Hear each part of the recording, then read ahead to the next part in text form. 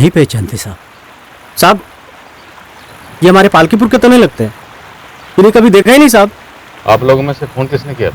मैंने किया था साहब। मैं वो सुबह के काम के लिए खेत पे जा रहा था तो मैंने ये 2 बोरियां देखी साहब। मैं गौतम सिंह गांव का सरपंच हूँ साहब। हमारे पालकीपुर की अगर ये बच्चियाँ होती तो लाश मिलने के पहले ही गांव में बवाल हो गया होता कि घर से बच्चियाँ गायब हो। सरपंच जी जरूरी नहीं, हो सकता है इन बच्चियों को इनके घर वालों ने गायब किया। सर आप लोगों का कहना है कि ये बच्चियां आपके गांव की नहीं है? नहीं सर, ये हमारे पालकीपुर की नहीं है। बोरियों पे किसी भी कंपनी का कोई भी आइडेंटिफिकेशन मार्क नहीं है और न ही बच्चों की बॉडी या कपड़ों पर। बोरियां सेम है, कोई निशानी है बोरियों? पूरे आसार हैं दोनों मर्डर्स में एक ही हथियार यूज हुआ है। दोनों मर्डर्स 10 से 12 घंटे पहले हुए हैं। 10 से 12 घंटे पहले मतलब 11 जुलाई की रात को 11 से 12 के बीच में? जी हाँ, डिनर के तुरंत बाद मर्डर्स हुए। दोनों के पेट में अनडाइजेस्टेड फूड था। Sexual assault? जी नहीं। डॉक्टर दोनों बहनें हो सकती हैं? पॉसिबिलिटीज पूरी हैं। दोनों के फेशियल फीचर्स मैच करते हैं, पर दोनों को एक ही तरीके से और शायद एक ही हथियार से मारा गया है। आपको दोनों की बॉडीज भी पालकीपुर से मिली। हो सकता है क्राइम सीन पे जो गांव वाले मौजूद थे वो उन बच्चों को ना पहचानते हो, पर शायद कुछ और गांव वाले उन्हें पहचान लें। दोनों बच्चों की फोटोग्राफ्स पूरे गांव में घुमा लेते हैं और आसपास के गांव में भी। हो सकता है वहां से इन दोनों बच्चों को किसी ने मार के यहाँ पालकीपुर में ठिकाने लगा दिया। नहीं साहब, इन बच्चियों को अपने पालकीपुर में तो कभी नहीं देखा।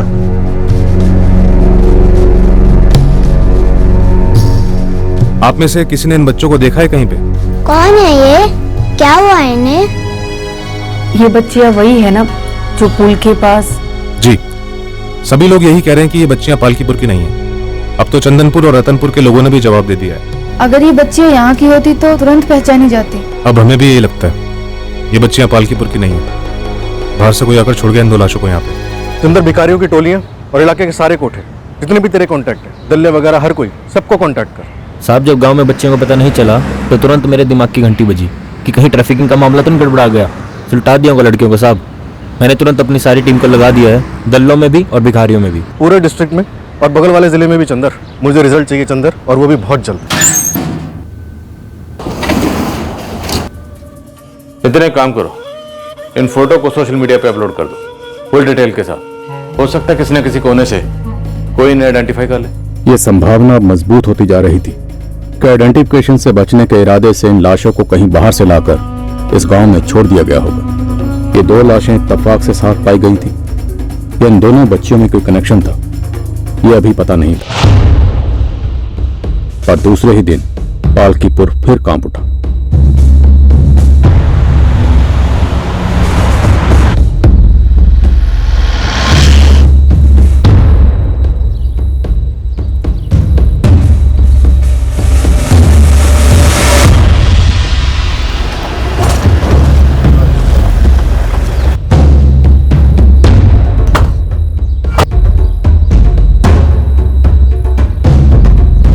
हमारे पालकीपुर की रुक्मिनी है, तालाब से कपड़े धोकर लौट रही थी, इसी ने देखी ये लाश यहाँ पर पड़ी हुई। आप रोज इसी रास्ते से जाती हैं? जी साहब। कल भी इसी रास्ते से गई थी? हाँ साहब, लेकिन कल तो हमें कुछ भी नहीं दिखा, या तो शायद हमें नजर ही नहीं पड़ी।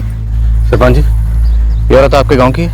नहीं साहब, हमारे गांव की नहीं है। सर, लाश के पास ऐसी कोई चीज नहीं मिली जिससे उसे पहचाना जा सके। सरपंच जी, कल 2 बच्चियां, आज ये औरत, सारी लाशें आपके गांव में क्यों बिछाई जा रही हैं? कल की खबर से वैसे भी गांव के सब लोग बुरी तरह से हिले हुए हैं। अब जैसे ही ये बात फैलेगी सब लोग दहशत में आ जाएंगे साहब। लगता है सेम वेपन यूज हुआ है। क्या इस औरत का मर्डर तब हुआ होगा जब हम उन दोनों बच्चियों के बारे में पूछताछ कर रहे थे? जी नहीं, इस औरत का मर्डर भी उसी समय हुआ जब उन दोनों बच्चियों को मारा गया था। मतलब तकरीबन अब से 38 घंटे पहले, 11 जुलाई की रात को 11 से 12 बजे के बीच में, और वो भी डिनर के बिल्कुल बाद। उन दोनों बच्चियों के जैसे इस औरत के पेट से भी हमें अनडाइजेस्टेड फूड मिला है। माँ बेटी? मोस्ट प्रोबेबली, पर कंफर्मेशन के लिए हमें टेस्ट करने पड़ेंगे। एज? 28 से 32 के बीच में। एक से ज्यादा बार मां बन चुकी है। सेक्सुअल एक्टिव थी, पर कोई सेक्सुअल असॉल्ट नहीं हुआ। गांव वाले एक आवाज में ये कह रहे हैं कि तीनों विक्टिम्स उनके गांव के नहीं हैं, तो शायद नहीं होंगे। नितिन, आसपास के जितने भी लॉज और होटल्स हैं सब जगह चेक करो। अगर बाहर से आए होंगे तो कहीं तो ठहरे होंगे। मैं टीम डिस्पैच करता हूँ सर। दोनों बच्चियों की लाशें हमें बोरियों में मिली और औरत की झाड़ियों में। मुझे नहीं लगता इन तीनों को मारने के बाद यहाँ लाया गया। शायद तीनों को पहले पालकीपुर लाया गया और उसके बाद मारकर फेंक दिया गया। सर पूरे पालकीपुर की कोम्बिंग की जा रही है, ये जानने के लिए कहीं और लाशें तो नहीं। नितिन ऑन द डबल, ये सिर्फ भयानक नहीं बेहद संगीन है। फिलहाल हम नहीं जानते कि इन तीनों लाशों का आपस में क्या कनेक्शन है, पर हमें इलाके के लोगों में कोई दहशत नहीं फैलानी। उन्हें ये नहीं लगना चाहिए कि कोई सीरियल किलर खुलेआम घूम रहा है। वो फिर से कब हमला करेगा, किस पर करेगा, कोई नहीं जानता।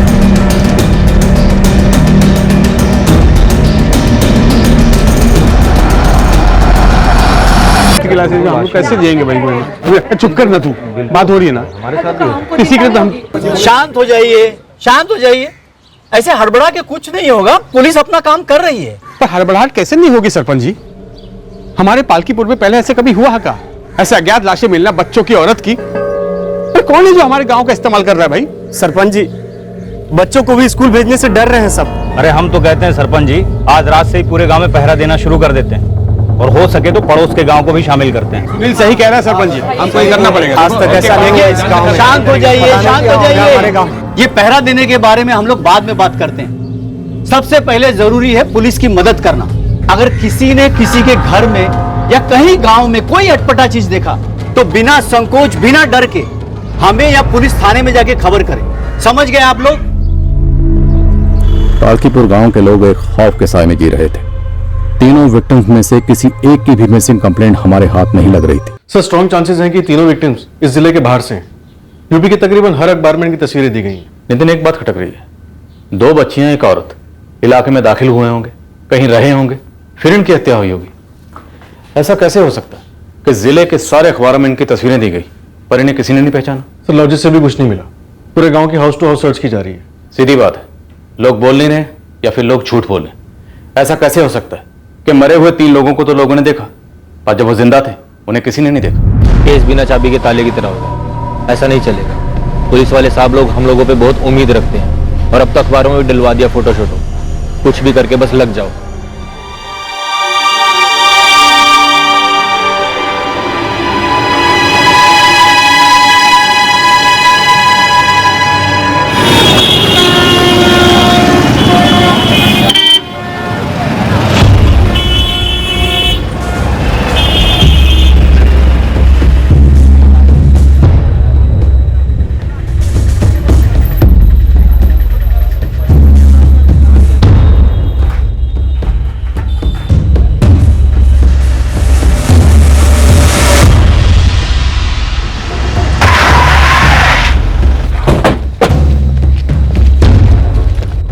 राकेश कौन है?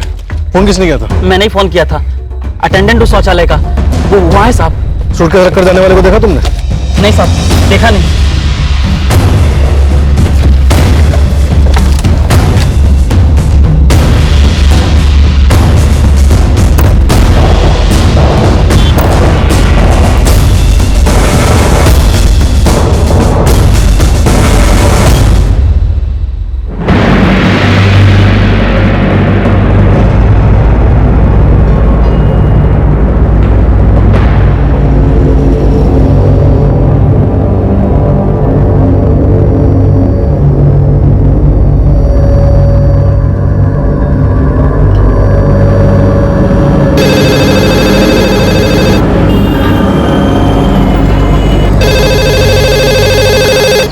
बच्चियों के नाम और क्लासेस एक बार फिर से बताएंगे? जिया चौहान 4th स्टैंडर्ड और आरती चौहान 2nd स्टैंडर्ड। सर मुझे 2 मिनट का टाइम दीजिए, मैं क्लास टीचर से कंफर्म करके बताती हूँ। सर उस औरत की आइडेंटिफिकेशन हो सके ऐसी कोई चीज नहीं मिली सूटकेस में। सर ये दोनों बच्चियां, जिया चौहान और आरती चौहान, दोनों बहनें हो सकती हैं, और वो और शायद इनकी माँ। सर इसमें जिया चौहान और आरती चौहान दोनों सगी बहनें हैं, 10 जुलाई से एब्सेंट भी है। मैम मैं आपको एक औरत की तस्वीर भेज रहा हूँ। इस औरत की बॉडी भी हमें यहीं मिली है, पालकीपुर में, और हमें लगता है कि शायद ये इन दोनों बच्चियों की माँ हो सकती है।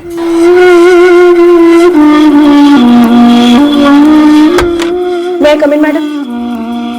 मैडम मैंने वैभवी टीचर से कंफर्म किया है, ये आरती और जिया की मम्मी राधिका चौहान ही है। हे भगवान, तीनों का मर्डर हो गया। अब तीनों लावारिस लाशों की पहचान हो चुकी थी। सूरत गुजरात की रहने वाली राधिका चौहान और उसकी 2 बेटियां जिया और आरती चौहान का कत्ल हुआ था।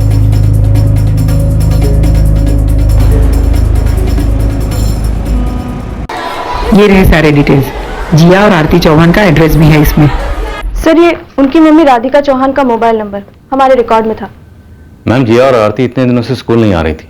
आप लोगों ने पता करने की कोशिश नहीं की कि क्या वजह हो सकती है? सर, जनरली अगर बच्चे बीमार है तो वो 2-3 दिन की लीव लेते हैं, विच इज नॉर्मल। पर हाँ, अगर चौथे दिन भी बच्चे नहीं आते तो हम उनके पेरेंट्स को फोन करते हैं। वैभवी बेन आरती की क्लास टीचर है, उन्होंने राधिका बेन को फोन किया था, बट उनका फोन स्विच ऑफ आ रहा था। B12 Vrindavan apartment, Chamunda circle. Father's name Arvind Chauhan. Father का फोन नंबर नहीं है? सर, ये पेरेंट्स के ऊपर है। हम दोनों पेरेंट्स में से किसी एक का नंबर मांगते हैं, कंपलसरी है इमरजेंसी कांटेक्ट के लिए। सुरेश जी सर, ये राधिका चौहान का नंबर 4447689881। अपनी ब्रांच से फोन करके इस नंबर के सारे रिकॉर्ड्स निकलवाओ। राधिका और उसकी बच्चियां आरती और जिया, ये लोग सूरत से पालकीपुर आए होंगे या फिर पालकीपुर के आसपास ही कहीं? सर, जरूर किसी जानने वाले के पास रुके होंगे, क्योंकि इलाके के सारे होटल, सारे लॉजेस को बारीकी से स्कैन किया गया। आरती, राधिका और जिया तीनों की इंफॉर्मेशन कहीं से भी नहीं मिली। आरती और जिया दोनों ही 10 जुलाई से स्कूल नहीं गए और आज 17 जुलाई है, लेकिन उनके पिता अरविंद चौहान ने कोई मिसिंग कंप्लेंट फाइल नहीं करवाई। सर, हो सकता है अरविंद चौहान भी मिसिंग हो।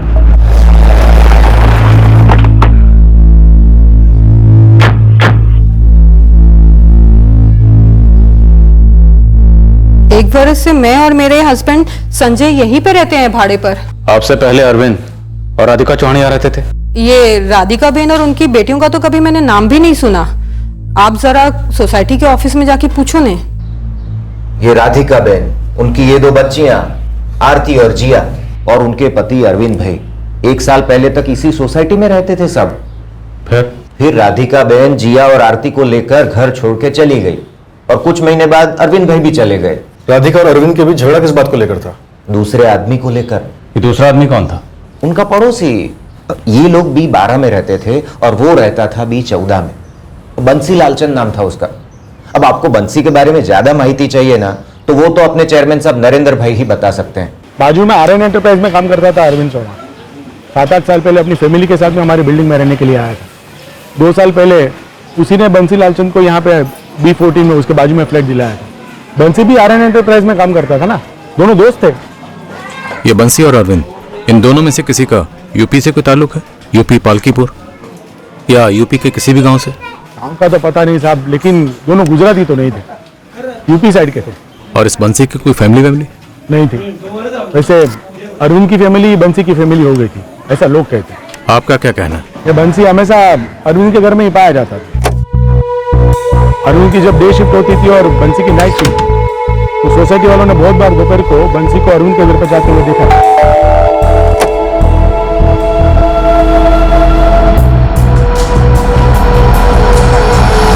फिर आगे क्या हुआ वो ठीक से मालूम नहीं, लेकिन पड़ोसियों ने गर्मा गर्मी सुनी थी। बाद में पता चला कि राधिका बेन उस बंसी के साथ में अपनी बेटियों को लेकर के चली गई। अरविंद चौहान कहाँ मिलेगा? वो इलाहाबाद साइड कहीं चला गया। जाने से पहले मिला था ना मुझे एक बार। अरविंद भाई, किस पति पत्नी के बीच में झगड़े नहीं होते, बात तो करनी चाहिए थी ना। ऐसे कैसे बिना बोले जाने दिया राधिका भाभी को? नरेंद्र भाई, ये पति पत्नी ये सारे रिश्ते यहाँ दिमाग में होते हैं, लेकिन मुझे पति नहीं मानती। ऐसे कैसे नहीं मानती? वो तो बेटियां तुम्हारी। के बावजूद नरेंद्र भाई राधिका मुझे छोड़कर चली। बहुत बड़ा धोखा हुआ मेरे साथ नरेंद्र भाई। इस बंसी को, मेरे यूपी वाले जाट भाई को मैंने रहने के लिए घर दिलवाया, उसी ने मेरे घर में आग लगा दी।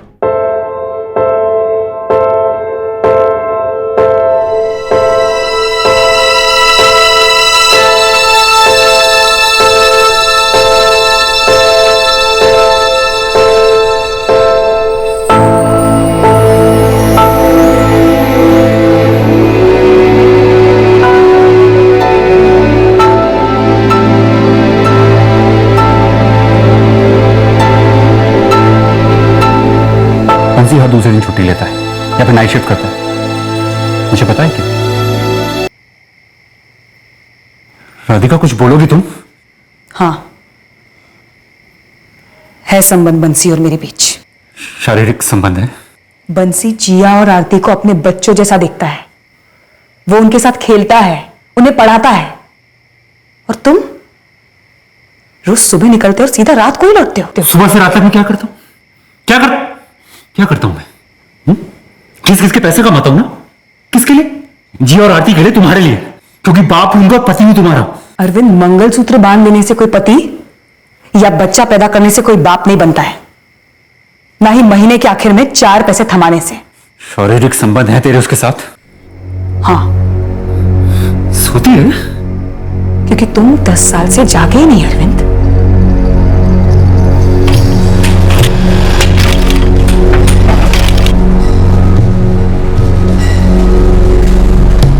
बंसी, जरा बाहर आना। क्या बात है?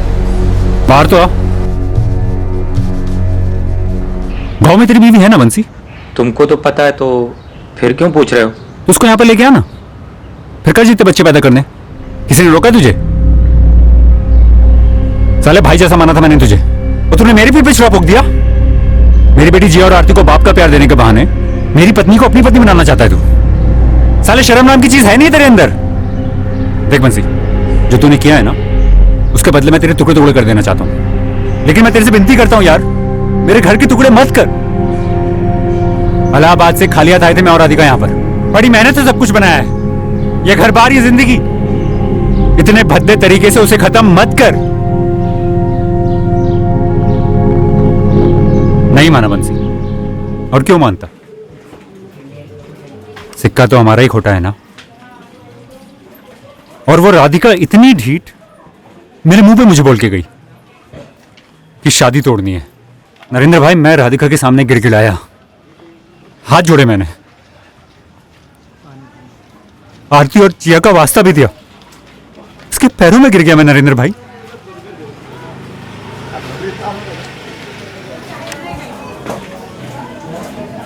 चली गई राधिका छोड़ के,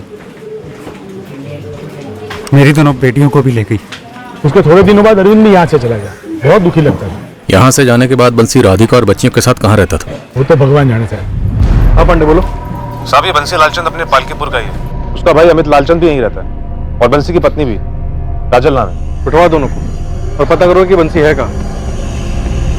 तो चंदर, पता तो सही ना लालचंद परिवार? पांडे साहब अपनी आंखों से खुद देख कर आए। अमित और काजल को उठवा रहा हूँ। चलो, पालकीपुर का कनेक्शन तो क्लियर हुआ। इस अरविंद चौहान को उठवाते हैं। बंसी और अरविंद दोनों में से किसी एक का गुस्सा जरूर फूटा है। ये है अरविंद चौहान का नंबर, 44124451। क्या बोल रहे हो साहब आप? हमारे बंसी का किसी शादीशुदा औरत के साथ चक्कर? हमें सच में इस बारे में कुछ नहीं पता है साहब। देवर जी तो यहाँ आए ही नहीं है 4 महीने से। अब बंसी का फोन नंबर दे दो, और बंसी की बीवी काजल को बाहर बुलाओ। काजल अपने मायके गई है, कल सुबह ही निकल गई। भाभी बस 2 दिन के लिए जा रही हूँ। पर काजल ऐसे अचानक। सब खैरियत तो है ना रतनपुर में? हाँ भाभी, सब खैरियत है, बस माँ बाबू जी की याद आ रही थी, सोचे कि मिलकर आ जाते हैं। तो ठीक है, हम रतनपुर से बंसी की बीवी काजल को बुला लेंगे। आप काजल का पता दे दीजिए वहां का। मेरा भाई बंसी ठीक तो है ना? ये आप मुझसे पूछ रहे हैं? आप ने बोला था ना कि उसका फोन नंबर बंद है। आप चलिए मेरे साथ। साथ चलिए? मतलब क्यों? आप बंसी के बड़े भाई हैं, आपको फिक्र तो होनी चाहिए उसकी। बंसी ने किया क्या है साहब? अब बंसी ने किया है या बंसी के साथ किसी ने कुछ कर दिया है, ये तो वक्त आने पर ही पता चलेगा।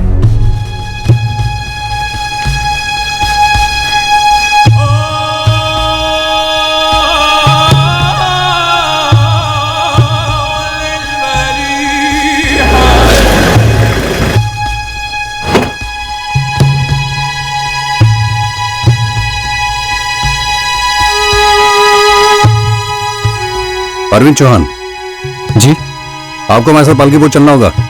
पालकीपुर क्यों? आपकी पत्नी राधिका और आपकी दोनों बेटियां जिया और आरती, तीनों की लाश मिली है।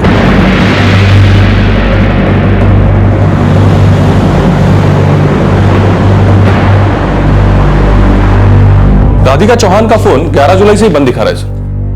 राधिका की लास्ट लोकेशन आप ही की है सर, पालकीपुर। ये राधिका की जिस नंबर पर लास्ट बार बात हुई 444879 ये किसका है? बंसी लालचंद का है।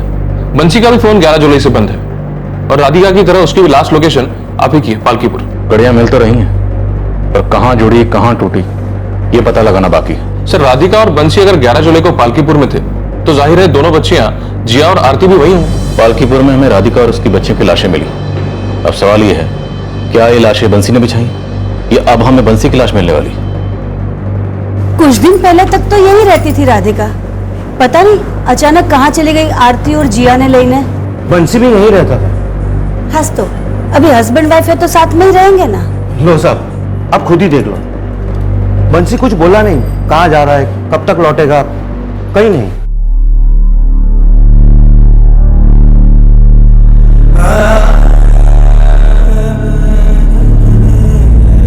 काजल यहाँ आने वाली थी, उसके बारे में तो उसने हमें बताया भी नहीं। आपकी बेटी काजल पालकीपुर में अपनी जेठानी से यह बताकर निकली थी कि आप लोग से मिलने रतनपुर आ रही है, और आप कह रहे हो कि आप पहुंची ही नहीं। आपके बेटी के पति बंसी को ढूंढ रहे हैं, और आप ही बता दो कहाँ छुपे दोनों। यहाँ तो नहीं है साहब, आप चाहे तो खुद तलाशी ले लीजिए, पर आप हमारे दामाद बंसी को क्यों ढूंढ रहे हैं? किया क्या उसने? सर, राधिका और बंसी पिछले 1 साल से जिस मकान में रह रहे थे वो पूरी तरह खाली है, सिवाय कुछ कपड़ों के। शायद वापस आने का प्लान नहीं था। वो तो पता नहीं सर, मकान मालिक भी ज्यादा कुछ नहीं बता पाया। बंसी और राधिका के मोबाइल फोन भी स्विच ऑफ है।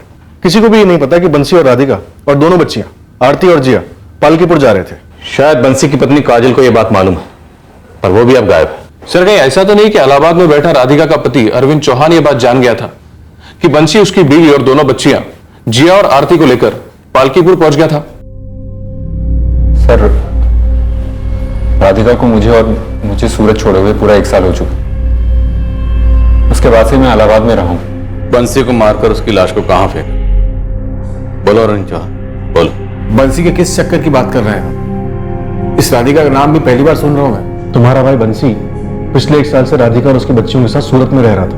बिल्कुल नहीं पता साहब। 2 साल पहले बंसी काम के लिए सूरत चला गया था, तब से काजल हमारे साथ ही है साहब। हम 2 भाई हमेशा साथ रहे। बीच में 2 बार बंसी घर आया भी, लेकिन उसे एक शब्द भी किसी राधिका के बारे में नहीं बताया हमको।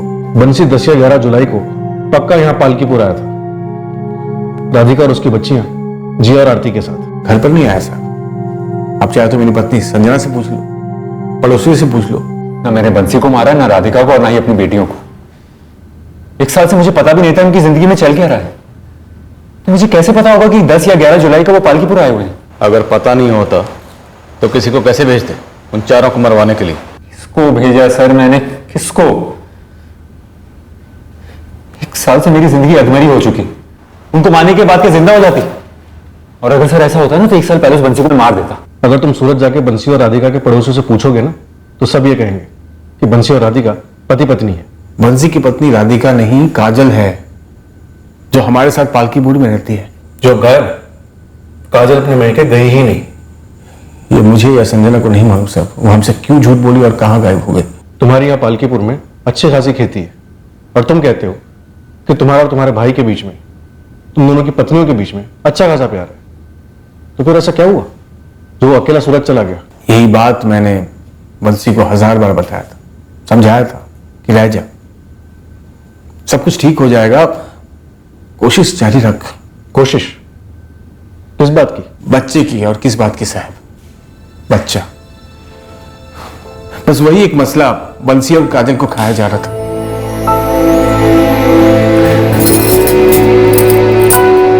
क्या बोली डॉक्टर साहिबा काजल? अरे भाई, कहाँ छुपाना, बोलना बंसी। अरे भाई बोल भी दे, काहे चुप बैठा है? क्या बोली डॉक्टर साहिबा ने? वही बोल रहे हैं जो 4 साल से सब डॉक्टर रट लगाए हुए हैं। कोशिश करो और कोशिश करो, सब कुछ तो कर रहे हैं भैया, सब कुछ कर रहे हैं। काजल को बच्चा हो ही नहीं रहा है। जब होना होगा तब होगा, और अभी तो वक्त है हाथ में, और अच्छा वक्त जरूर आएगा, तुम देखना। अमित भैया, हमको लगता है ना कि भगवान चाहता है कि हमको जीवन में बच्चे का सुख कभी मिले ही नहीं, मधुरी जिंदगी जिए। दिल छोटा मत कर भाई,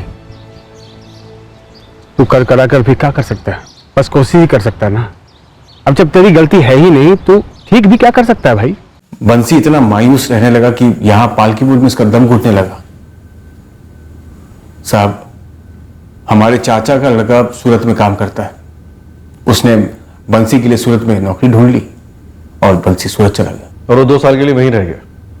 तुम लोगों को जरा सा भी शक नहीं हुआ? नहीं हुआ साहब, क्योंकि बंसी हमेशा कहता था कि सूरत में उसका काम अच्छा चल रहा है और बहुत जल्द काजल को अपने साथ लेके जाएगा, इलाज भी उसका वहीं कराएगा। बंसी यहाँ पालकीपुर राधिका और उसके दोनों बच्चियों के साथ आया था, ये हकीकत है, सबूत है हमारे पास। अब वो अपने गांव आता है और अपने घर नहीं जाता, तो फिर वो और कहां जा सकता है, या कहां छुप सकता है, या फिर तुम हमसे कुछ छुपा रहे हो? सर मुझे नहीं पता राधिका और बंसी ने शादी की या नहीं की। मुझे सिर्फ इतना पता है कि राधिका और मेरे बीच में कोई कानूनी डिवोर्स नहीं हुआ था। राधिका बस चली गई थी, उसके बाद से मैंने उसका मुंह तक नहीं देखा। और तुम्हारी बच्ची हैं जिया और आरती, राधिका उन्हें भी तो साथ ले गई थी। फिक्र नहीं हो तुम्हें उनकी? याद नहीं आई कभी उनकी? क्यों याद नहीं आई सर? मैं जी रहा था, उन्हीं के लिए जी रहा था, लेकिन राधिका ले गई आरती और जिया को अपने साथ। उसके बाद सूरत में मेरा रहने का कोई मकसद नहीं रहा, इसलिए इलाहाबाद वापस चला गया। ये बंसी के, ये राधिका के और ये अरविंद चौहान के कॉल रिकॉर्ड्स। क्या अरविंद ने किसी पेशेवर हत्यारे को भेजा था अपनी पत्नी और दोनों बच्चियों को मरवाने के लिए? कॉल रिकॉर्ड से तो ऐसा कुछ नहीं पता चल रहा है सर। और ये काजल, ये भी गायब है। 16 जुलाई को उसका फोन यहीं पालकीपुर में ही स्विच ऑफ हुआ था।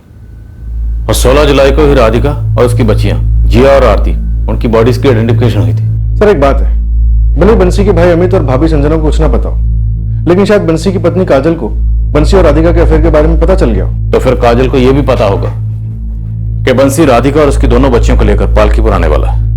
और अगर ऐसा हुआ है तो सवाल यह है कि काजल ने उन्हें किससे मरवाया?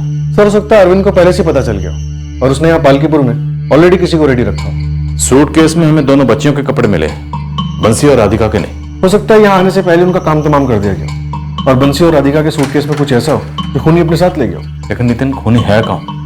कहीं काजल तो नहीं? अब देखा जाए तो काजल का मोटिव भी अरविंद से कम नहीं है। अगर अरविंद का घर उजड़ा है तो काजल का भी उजड़ा है। और दूसरी तरफ काजल का गुस्सा और दर्द समझो। काजल मां नहीं बन पा रही थी, जिसकी वजह से उसका पति उसे छोड़कर दूसरी औरत के पास चला गया। तो शायद खुद बंसी ने राधिका और बच्चों को मार डाला।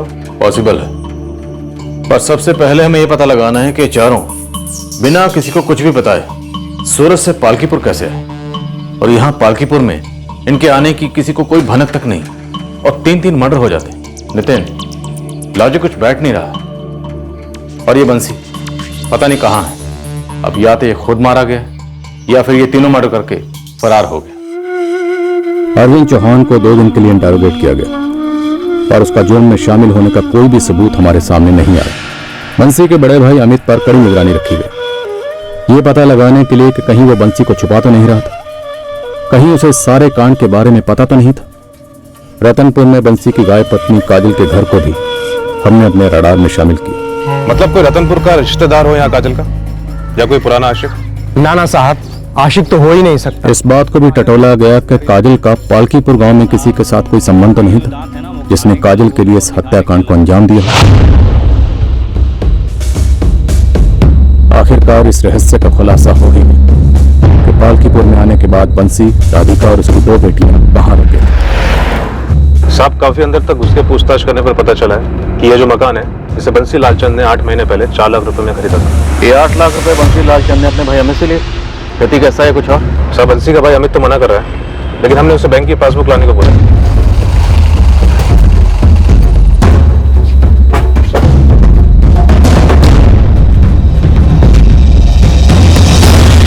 थोड़ा सा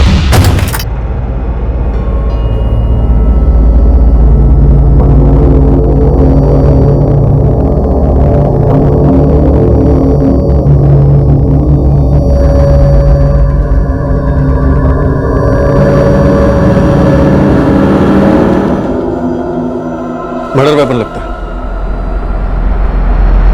फोरेंसिक को बुलाता हूं। सर, बंसी के नए घर से मिले ब्लड सैंपल्स राधिका, आरती और जिया के ब्लड सैंपल से मैच कर गए। बंसी के ब्लड सैंपल्स नहीं मिले घर से। बंसी और उसकी वाइफ काजल के फोन्स सर्वेलेंस पे डाल दिए। यूपी के हर थाने में उनके नाम का रेड अलर्ट जारी कर दिया गया। खबरी नेटवर्क भी ओवरटाइम काम कर रहा है। बीच बीच में काजल का फोन स्विच ऑन होता, लोकेशन ट्रैक होते रहे। पहले ऋषिकेश उत्तराखंड में, फिर हरिद्वार। कुछ दिन बाद फोन दोबारा से स्विच ऑन हुआ और इस बार उज्जैन में।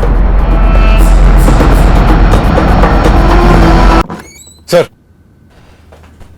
काजल का फोन कल गुजरात के द्वारका सिटी में स्विच ऑन हुआ। वहां पर एक टीम ऑन द जॉब है पर अभी तक काजल या बंसी किसी को भी ट्रेस नहीं कर पाए। स्विच ऑन होने के बाद फोन किसे किया गया? किसी को भी नहीं सर, यही तो हैरत की बात है। इनफैक्ट ऋषिकेश में इस इंस्ट्रूमेंट में दूसरा सिम कार्ड भी डाला गया। हमने सिम सेलर को ट्रैक भी किया, लेकिन उसके आगे डेड एंड। नितिन, कहीं ऐसा तो नहीं वो इंस्ट्रूमेंट अब काजल के पास है ही नहीं? काजल ने वो इंस्ट्रूमेंट कहीं डंप कर दिया हो और वो इंस्ट्रूमेंट अब कोई दूसरा या तीसरा इस्तेमाल कर रहा हो और हम काजल की जगह इस दूसरे या तीसरे को ट्रैक कर रहे हैं। पर सर इन सब में मुझे एक पैटर्न नजर आ रहा है। तुक्का है पर बोल रहा हूं, जिन 4 जगहों पे ये फोन स्विच ऑन हुआ वो चारों जगह तीर्थ स्थल है। ऋषिकेश, हरिद्वार, उज्जैन और अब द्वारका। कहीं ये काजल पश्चाताप की आग में तो नहीं चल रही? या फिर काजल और बंसी दोनों पॉसिबल है सर। तो फिर अगला धाम कौन सा होगा? द्वारिका के बाद अब आप दोनों कहां जाएंगे? हमारा गैसवर्क काम कर गया। हमने एक टीम को वाराणसी में तैनात कर दिया। बंसी और काजल को हमने उस वक्त दर्द दबोचा जब वो गंगा आरती में शामिल होने जा रहे थे। मिल गई माफी ऊपर वाले से? पता नहीं वो माफी देंगे या नहीं, पर पछतावा बहुत है साहब। अगर छुरी चलाते वक्त जरा सोच लिया होता तो आज पछताना नहीं पड़ता। तब दिमाग सुन पड़ गया था साहब। पहले फंसा दिया, उसके बाद झांसा दिया, फिर गले काटे, वो भी 3-3। हर बार दिमाग सुन हो जाता था तेरा। साहब हमने किसी को झांसा नहीं दिया, ना ही किसी को फंसाया है। राधिका और हमारे बीच में जो था वो 2 तरफा था। राधिका को हमें जो दिखा वो अरविंद में नहीं था, और हमको जो राधिका में दिखा वो हमारी जिंदगी में नहीं था। पता है अरविंद ना इस दुनिया का सबसे खुशनसीब आदमी है। इतनी सुंदर लगती है मैं तुम्हें बंसी। सच बताएं, अगर तुम जिया और आरती की मां ना होती ना तो शायद हमें इतनी पसंद ना होती। तुम्हारी बेटियां तुमको और भी ज्यादा खूबसूरत बनाती हैं। सच बता रहे हैं, जिया और आरती ना हमको इस दुनिया में सबसे ज्यादा खुशी देती हैं। मुझे दिखता है तुम्हारी आंखों में, तुम्हारे बर्ताव में। अगर हम पहले मिले होते ना तो जिया और आरती के पापा हम होते। और ये सोच के कभी कभी हमारा दिल भर आता है, कभी कभी आंखें भी भर आती हैं। बंसी पहले नहीं मिले तो क्या हुआ, अब तो मिले है ना। इसलिए तो ऊपर वाले ने तुम्हें वहां पालकीपुर से यहाँ सूरत भेजा, अरविंद से मिलाया ताकि तुम मुझे मिलो। और घर भी देखो, तुम्हारे घर के सामने ही दिलवा दिया। अब आगे आगे पता नहीं कितना मिलाना बाकी है, कहां तक जाना बाकी है। तो यहां तक आना बाकी था। बंसी, जब प्यार इतना शिद्दत वाला था तो फिर ये बेरहमी कहां से पैदा होगी? और पालकीपुर वाले अपने नए घर में लाकर राधिका और उसकी दोनों बच्चियों को क्यों मार डाला? नया घर क्यों लिया था? उसे लेने के लिए 4 लाख रुपए कहां से आए? बोल, पैसे कहां से? पैसे दरअसल राधिका के ही थे, उसने अरविंद से लिए थे। अरविंद के पैसे जो उसने अपना खून जला जलाकर कमाए थे अपनी दोनों बच्चियों जिया और आरती की परवरिश के लिए। मारा क्या? साहब क्योंकि हम खुद मर रहे थे, रोज रोज मर रहे थे। बंसी, मैंने आपका फोन देखा, किसी राधिका ने मैसेज भेजा था, मैंने पढ़ा। आप छोड़ रहे हो मुझे? काजल, तुम हमको बच्चा दे पाती ना तो कभी नहीं छोड़ते, कभी खींचे नहीं जाते राधिका के पास। मेरी अच्छी है। नहीं, ध्यान से देखो, देखो कितनी अच्छी है मेरी। मेरी अच्छी है। मेरी अच्छी नहीं, मेरी अच्छी। अब बंसी, वो कल जिया की स्कूल बैग दी थी मोची के पास, तुम ले आए? राधिका तो भूल गया हूँ। अरे तुम कल भी भूले थे। जब तक हम पड़ोस में रहते थे राधिका के, अरे तो कल ले आएंगे, तब तक सब कुछ बड़ा सुनहरा लगता था। लेकिन एक बार साथ में रहने लगे तो जिम्मेदारी पहले सुई की तरह चुभने लगी और फिर खंजर की तरह। बंसी, हम शादी कब कर रहे हैं? ऊपर से राधिका का शादी के लिए दबाव कम होने का नाम ही नहीं लेता, हमेशा बना रहता। नहीं मतलब साफ साफ कहो ना बंसी, अब दिल भर गया है तुम्हारा मुझसे। दबाव से बात बढ़कर धमकी में बदल गई थी। बात बात पर राधिका धमकाती थी कि हमारे खिलाफ पुलिस कंप्लेंट करेगी। हम थक चुके थे साहब, हमें बच्चे चाहिए थे, लेकिन अब उन बच्चों की जिम्मेदारी हमें बोझ लगने लगी थी। हम उठा नहीं पा रहे थे। पता नहीं क्यों जिंदगी में जो भी सपने देखे थे सब पूरे हुए, लेकिन फिर भी अब हम उनसे भागना चाहते थे। सीधा बोलो काजल, मेरा साथ दोगी या नहीं? हमारा साथ तो 7 जन्म का है बंसी, लेकिन ये मारने वारने की बात क्यों कर रहे हो? तुम्हारे पास आने का मेरे पास यही एक रास्ता है। सीधा बोलो, मेरा साथ दोगी या नहीं?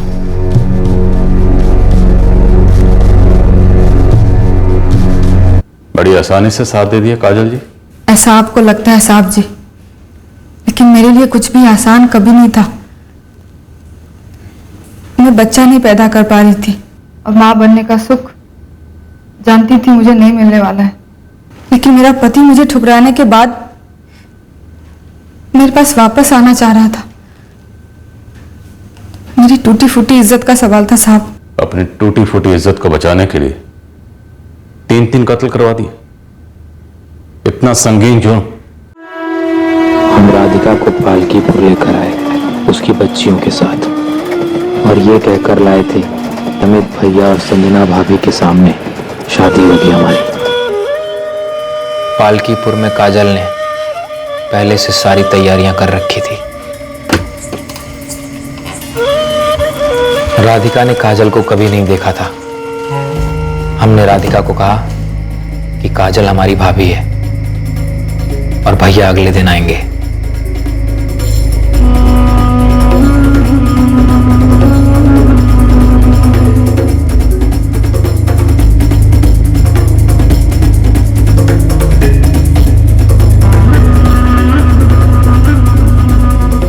हमने पहले राधिका को मारा ये सोचकर कि बच्चों को ठिकाने लगाना आसान होगा। फिर रात के अंधेरे में हमने लाशों को अलग अलग ठिकाने पर छोड़ दिया। और वो सूटकेस, वो कब छोड़ा? अगले दिन सुबह गांव छोड़ के भागते वक्त। राधिका के कपड़े और बैग कहाँ है? वो रतनपुर के रास्ते में एक नाला पड़ता है, उसी में फेंक दिए।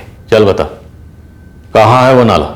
यहां तूने बैग फेंका, फिर कानून तय करेगा तो कौन सी सजा के कौन से नाले में सड़ेगा और कब तक सड़ेगा।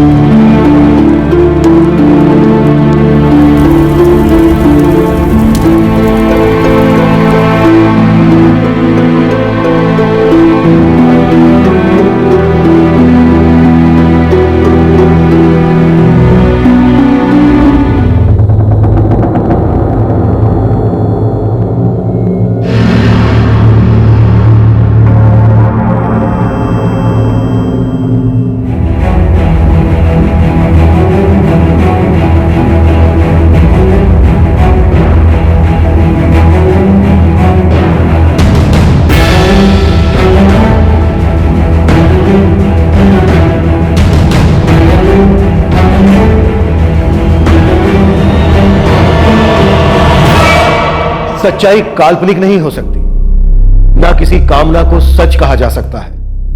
सच कभी किसी का एजेंडा नहीं हो सकता। सच वही है जो है।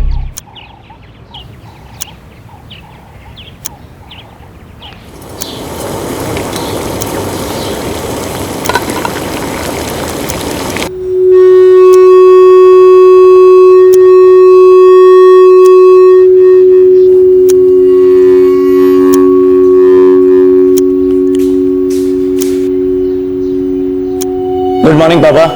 Good morning Naresh.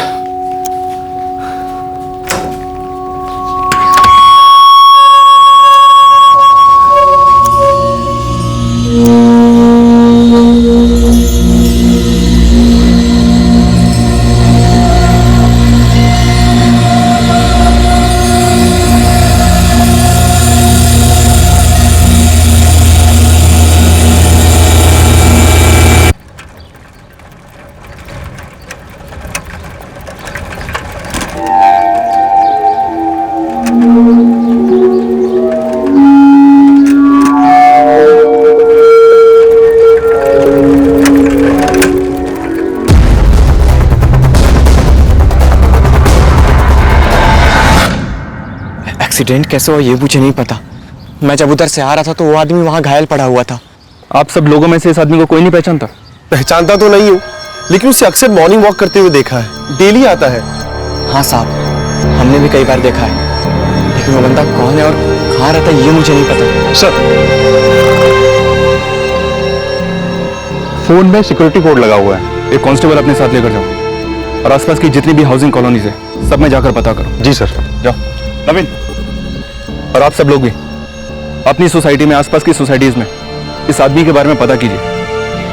तब तक हम इस फोन को अनलॉक करने की कोशिश करते हैं।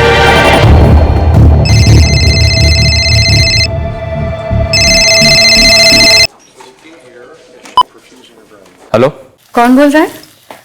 नरेश कहाँ है? नरेश? आप नरेश की मदर बोल रही हैं? हाँ, तुम कौन? नरेश को फोन दो। मैडम, मैं सब इंस्पेक्टर ओमकार वर्मा बोल रहा हूं।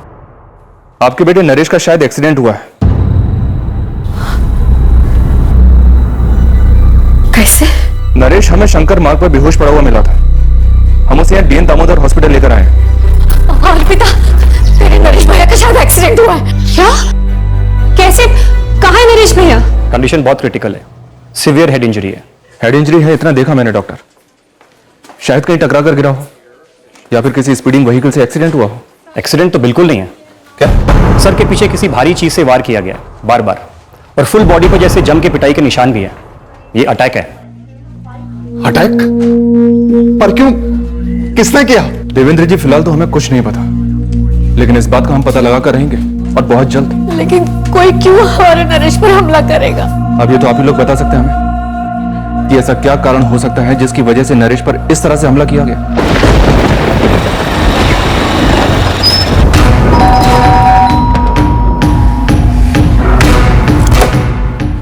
प्रदीप जी, हमारे कार्यकर्ता नरेश शर्मा पर अटैक हुआ है। क्या? कहाँ? मॉर्निंग वॉक पे घेर लिया सालों ने, बहुत पीटा है उसे। कैसा नरेश? सीरियस है, डीएम दामोदर हॉस्पिटल में एडमिट है। एक काम करो, सारे कार्यकर्ताओं को इकट्ठा करो और हॉस्पिटल पहुंचो, हम आते हैं वहीं पर। सर, हम क्राइम सीन पर दोबारा आए हैं रीचेक के लिए। कोशिश करें पता करने की, किसी और ने शायद कुछ देखा हो। ठीक है ओमकार, लगे रहो, मैं हॉस्पिटल पहुंच रहा हूं। विक्टिम जन जागृति पार्टी का कार्यकर्ता है। उनके एमएलए प्रदीप जी का मुझे कॉल आया था। आरोपों की गोलियां चलने लगी है। प्रदीप जी, हमें बस उतना ही मालूम है जो पुलिस ने हमें बताया। शंकर मार्ग पर नरेश बेहोश मिला किसी आदमी को, उसी ने पुलिस को फोन करके बुलाया। देवेंद्र जी, हमारे बुजदिल अपोजिशन वालों ने अपनी औकात दिखाई है नरेश पे इस तरह हमला करके, लेकिन आप बिल्कुल चिंता मत करिए, नरेश पूरी तरह ठीक होकर वापस आएगा। प्रदीप जी, हमारी एक टीम शंकर मार्ग पर मौजूद है। वो लोग सबूत इकट्ठा कर रहे हैं। हमलावर प्रोग्रेसिव फ्रंट पार्टी के गुंडे हैं इंस्पेक्टर साहब। आप इनके लीडर रमाकांत दीक्षित को उठवाइए, ये उसके ही बंदों का काम है। जैसे ही नरेश को होश आता है हम उसका स्टेटमेंट लेंगे और तुरंत एक्शन लिया जाएगा। जब तक हमारे नरेश को होश आएगा और आप एक्शन लेंगे ना, तब तक रमाकांत एक्शन ले चुका होगा, भगा चुका होगा अपने बंदों को कहीं और। अभी मौका है, वक्त है, वेस्ट मत कीजिए। सर जी, क्या हुआ शब? नरेश नहीं रहा।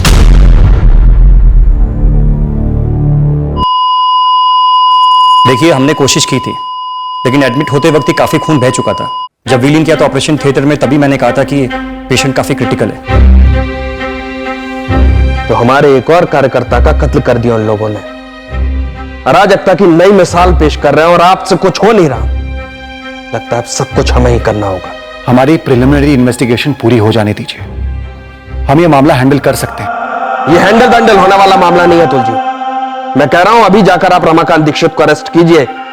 उसके गुंडे हमारे कार्यकर्ताओं को चुन चुन कर मार रहे हैं। डिपार्टमेंट में जितने भी ऑफिसर्स ने लीव एप्लीकेशन दी है सब कैंसिल कर दो और सबको बंदोबस्त ड्यूटी पर लगा दो। एक भी सेंसिटिव एरिया छूटने ना पाए। मैं रमाकांत दीक्षित से बात करता हूं। सर, हमने अपनी प्रिलिमिनरी इन्वेस्टिगेशन शुरू कर दी है और मैंने प्रदीप जी को भी कन्विंस कर लिया है कि बॉडी का पोस्टमार्टम करवाना ही पड़ेगा। सर यही क्राइम सीन के पास से ये पत्थर मिला है, शायद इसी पत्थर से मारा होगा नरेश शर्मा को। सर के पिछले हिस्से में मल्टीपल फ्रैक्चर्स थे। डॉक्टर, हमें क्राइम सीन से एक पत्थर मिला है, उस पर खून के निशान भी है। पीठ की हड्डी और पसलियों में काफी सारे फ्रैक्चर्स हैं। एब्डोमेन के इंटरनल ऑर्गन्स भी डैमेज हुए। उस एक पत्थर के अलावा लाठियां, या आयरन रॉड जैसी कोई चीज भी इस्तेमाल हुई हो। अटैक का मकसद तो मर्डर ही था, इसमें कोई दोहराई नहीं है। पर अब ये पॉलिटिशियंस अपने मकसद से इन्वेस्टिगेट करवाना चाहते हैं। रमाकांत दीक्षित जी, आपकी बात मैं पूरी तरह से समझ रहा हूं, लेकिन आपको भी। मुझे भी क्या एसपी साहब, देखिए जो अटैक हुआ वो हमने नहीं करवाया। मैंने अभी अपने पार्टी वर्कर्स से बात की है। उनका कहना है कि वो इस नरेश शर्मा को जानते थे, था जन जागृति पार्टी का कोई कार्यकर्ता, लेकिन इतना कोई बड़ा तोप नहीं था। ऐसे मामूली कार्यकर्ता को मरवाना, इनफैक्ट किसी को भी मरवाना हमारे पार्टी का स्टाइल नहीं है। एसपी साहब, आप जानते हैं हमारी पार्टी प्रोग्रेसिव फ्रंट एक शांति पसंद पार्टी है। हाँ, मैं जानता हूं दीक्षित जी, आप जिस पोजीशन पर हैं वहां पर आप अपने हाथों को रंगना नहीं चाहेंगे। वो प्रदीप सिंह हमारी पूरी पार्टी को रंगना चाहता है। अगर उसके पार्टी का कोई कार्यकर्ता हार्ट अटैक से भी मर जाए ना, तो भी हम पे ही उंगली उठाएगा। आप अपने इन्वेस्टिगेटिव ऑफिसर से कहिए कि इस प्रदीप सिंह के भड़कावे में ना आए। एक बैलेंस्ड अप्रोच होना चाहिए, एक संतुलित रवैया रखिए।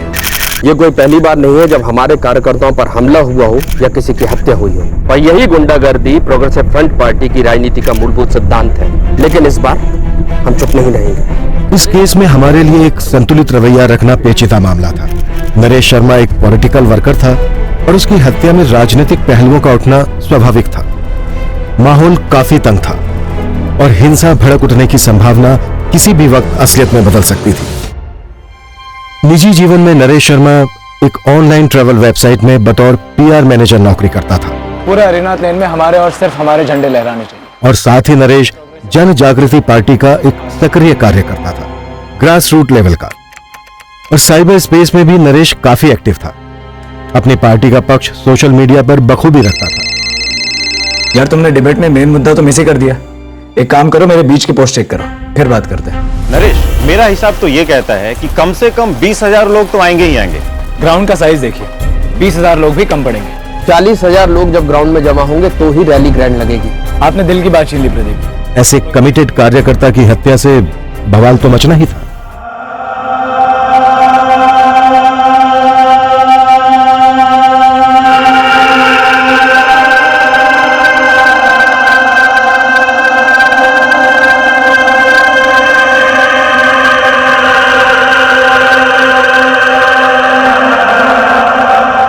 अनिल, तू डर मत, सीधे सीधे हमें बता दे तूने वहां और क्या देखा था। वो आदमी वहां बेहोश पड़ा था साहब, इतना देखकर मैंने आपको कॉल किया था बस। किसी को भागते देखा था वहां से? नहीं। किसी को कुछ फेंकते हुए देखा था, जैसे कि कोई पत्थर वगैरह? नहीं साहब, मैंने कोई ऐसा पत्थर वगैरह नहीं देखा। साहब, मुझे तो लगता है ना कि मैंने आपको फोन करके बहुत बड़ी गलती कर दी। तूने कोई गलती नहीं की, तूने जो किया एकदम सही किया। क्या सही किया साहब? अब सारे पॉलिटिक्स वाले मेरी जान के पीछे पड़ जाएंगे। कुछ नहीं होगा तुझे, बस तू हमें सच सच बता दे, तूने वहां और क्या देखा था? साहब, खबरों का एक पत्ता तक नहीं हिल रहा है। किसने किया, कैसे निकल गए, कुछ पता नहीं चल रहा है। और मॉर्निंग वॉक के बाद भीड़ तो अच्छी खासी होती है, लेकिन लोगों की पड़ी है, कोई मुंह नहीं खोल रहा है। ये रमाकांत दीक्षित की प्रोग्रेसिव फ्रंट पार्टी पे जो आरोप लगा रहे हैं प्रदीप जी, उसका क्या? प्रोग्रेसिव फ्रंट पार्टी के कुछ लड़कों को जानता हूं मैं सर, उनसे बातचीत हुई तो वहां भी सब लोग यही सोच रहे हैं कि इस नरेश शर्मा को किसने टपका दिया। सर, नरेश के क्रियाक्रम में तकरीबन 700-800 लोग थे। दबी दबी बदले वाली नारेबाजी भी हो रही थी। जन जागृति पार्टी वालों ने कल बंद का ऐलान किया है। उन्हें जो करना है वो करे, हम तैयार रहेंगे। ओमकार, एक काम करो, शंकर मार्ग के आसपास जितने भी एस्टैब्लिशमेंट्स हैं, जिन जिन के पास सीसीटीवी कैमरा है, उनसे फुटेज निकलवाओ। हमला करने वाले या वालों की कोई ना कोई मूवमेंट हमें जरूर मिलेगी, और उसके बाद ही हम तय कर पाएंगे कि ये एक पॉलिटिकल मर्डर है या फिर कुछ और। एसपी साहब, प्रोग्रेसिव फ्रंट वाले एक भी बंदे को तो आप लोगों ने गिरफ्तार किया नहीं अब तक, और हम तो शांति की उम्मीद करते हैं। प्रदीप जी, अगर शांति नहीं रहेगी तो हम अपना काम कैसे करेंगे? आपका काम है सीधे सीधे जाना और रमाकांत दीक्षित को गिरफ्तार करना, वही तो किंगपिन है। आप लोग उसके मोहरों की तलाश में लगे हैं। रमाकांत दीक्षित को तो छूओगे भी नहीं आप लोग। देखिए, आप बिल्कुल निश्चिंत रहिए, जो भी इसके पीछे है हम उन्हें बख्शेंगे नहीं। एसपी साहब, यदि आप हमें न्याय नहीं दिला सकते तो हम न्याय छीन कर लेंगे। आर या पार होगा इस बार। एसपी साहब, बिना किसी ठोस सबूत के अगर आपने किसी भी कार्यकर्ता को गिरफ्तार किया तो उसके बाद जो होगा उसके लिए आप मुझे जिम्मेदार मत ठहराइएगा। किसी को अरेस्ट नहीं किया जा रहा है, महज क्वेश्चनिंग हो रही है। तो सिर्फ हमारे कार्यकर्ताओं की क्वेश्चनिंग क्यों हो रही है? मैं आपसे पहले भी कह चुका हूं, एक तो ये नरेश शर्मा हमारे लिए बहुत ही मामूली था, और दूसरी बात, हमारी पार्टी को बदनाम करने के लिए प्रदीप अपने भी आदमी तो मरवा सकता है ना। हम संभावना को टटोल रहे हैं दीक्षित जी। तो जब तक सारी संभावनाएं टटोली न जाए, आप मेरे किसी आदमी को छुएंगे नहीं।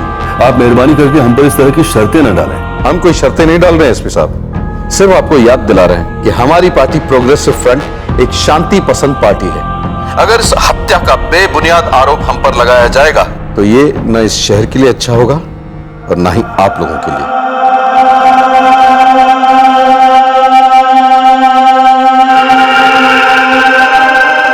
माँ, पापा, मैं स्कूल जा रही हूँ। मैं इसी साल ही रिटायर हुआ, प्राइवेट कंपनी थी। नरेश 4 साल से ट्रैवल कंपनी में जॉब कर रहा था। नरेश की पहले से ही पॉलिटिक्स में दिलचस्पी थी, हमें पता था वो जन जागृति पार्टी के साथ जुड़ा हुआ था। पर सच कहता हूं, इस बात का जरा भी अंदाजा नहीं था कि वो किस हद तक इन्वॉल्व है इन सब में। इस बारे में नरेश हमसे कभी कुछ बात नहीं करता था। अच्छा, क्या नरेश का कभी किसी के साथ कोई झगड़ा हुआ था या किसी ने उसे कोई धमकी दी थी? क्या उसने आप लोगों को ऐसा कुछ कहा था कभी? क्योंकि उसके फोन रिकॉर्ड से तो हमें ऐसा कुछ नहीं मिला है। नरेश ने हमें ऐसा कुछ नहीं बताया था और ना ही हमने ऐसा कुछ देखा था या सुना था। 7 तारीख की सुबह जब वो अपने वॉक के लिए निकला, तब क्या सब कुछ नॉर्मल था या आप लोगों ने कुछ अजीब देखा या महसूस किया? सब कुछ नॉर्मल था, हमेशा की तरह। मैथ्स पढ़ाती हूँ 2nd से 5th स्टैंडर्ड तक। मुझे कोई आइडिया नहीं है सर भैया को कहां से और किससे खतरा था।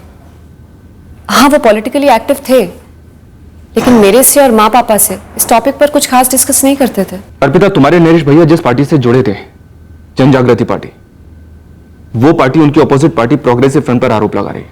और दूसरी तरफ प्रोग्रेसिव फ्रंट वाले ये कह रहे हैं कि तुम्हारे नरेश भैया को उसी की पार्टी ने मोहरा बनाकर मरवा दिया होगा ताकि वो प्रोग्रेसिव फ्रंट पर आरोप लगा सके। सर, नरेश भैया बहुत ही स्मार्ट और इंटेलिजेंट थे। उनके काम की सब तारीफ करते थे। ऐसा आदमी किसी के हाथ का मोहरा बनेगा, इस पर मुझे यकीन नहीं होता सर। सर, नरेश शर्मा की फैमिली के साथ बात करने के अलावा हम इस केस में 1 इंच आगे नहीं बढ़े हैं और इसका सबसे बड़ा कारण है प्रदीप सिंह और रमाकांत दीक्षित।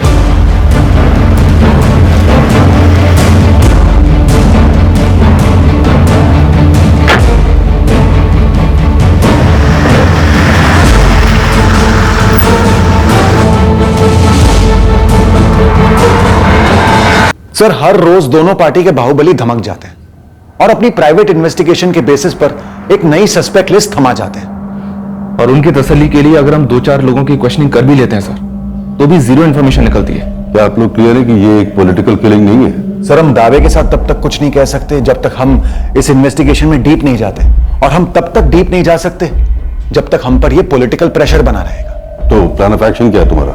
सर, मैं एक प्रेस कॉन्फ्रेंस बुलवाकर सब कुछ क्लियर कर देना चाहता हूं कि इस मर्डर के पीछे कोई पॉलिटिकल एंगल नहीं है और हम दूसरे एंगल्स प्रोब कर रहे हैं। नो अतुल, नो, तुम ऐसा कुछ भी नहीं करोगे। प्रेस कॉन्फ्रेंस बिल्कुल नहीं होनी चाहिए, सोशल मीडिया पर भी कुछ नहीं। हो सकता है मामला और भड़क जाए और बैठे बैठे कम्युनल प्रॉब्लम सर पर आ जाए। हमें इस मामले की तह तक जाने के लिए इस पॉलिटिकल प्रेशर से बाहर निकलना ही होगा, नहीं तो हम उनके कहने पर इसी तरह गोल गोल नाचते रहेंगे। हमें कोई दूसरा रास्ता इख्तियार करना होगा। 2 टीम्स एक ही केस पर काम करेंगी, ये सही रहेगा सर। अबे तुम और ओमकार एक साथ मिलकर इस केस के सारे एंगल्स को अच्छी तरह एक्सप्लोर करोगे। सर। तो जी सर, चूंकि तुम प्रदीप सिंह और रमाकांत दीक्षित के साथ डील करते आए हो, तुम उन्हें एंगेज करते रहो और देखो पॉलिटिकली कोई रिमोट सा भी एंगल बनता है या नहीं। Okay sir. इस तरह हम शहर में टेंशन को भी काबू में रखेंगे और केस में भी आगे बढ़ते रहेंगे। जिसने भी नरेश शर्मा को मार डाला है, उस अटैकर को ट्रैक डाउन करके ही दम लेंगे। Alright sir.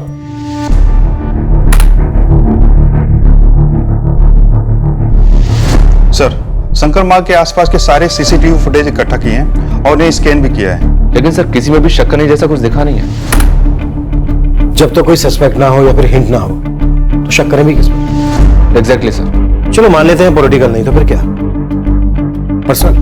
फैमिली से बात की हमने सर, लेकिन ऐसा कुछ मिला तो नहीं। प्रॉपर्टी डिस्प्यूट या ऐसा ही कुछ? भाई भाई के साथ कोई झगड़ा? भाई तो है नहीं उसका सर, एक छोटी बहन है अर्पिता, स्कूल टीचर है। माँ बाप सीधे साधे लोग लगते हैं और उन्हें इस नरेश की पॉलिटिकल एक्टिविटीज के बारे में ज्यादा कुछ पता भी नहीं है। कि नरेश फुल टाइम पॉलिटिक्स करता था? No sir, part time. Full time job थी इसकी, firsttrip.com ट्रेवल वेबसाइट का PR मैनेजर था। हम ट्रेवल वेबसाइट से शुरू करेंगे।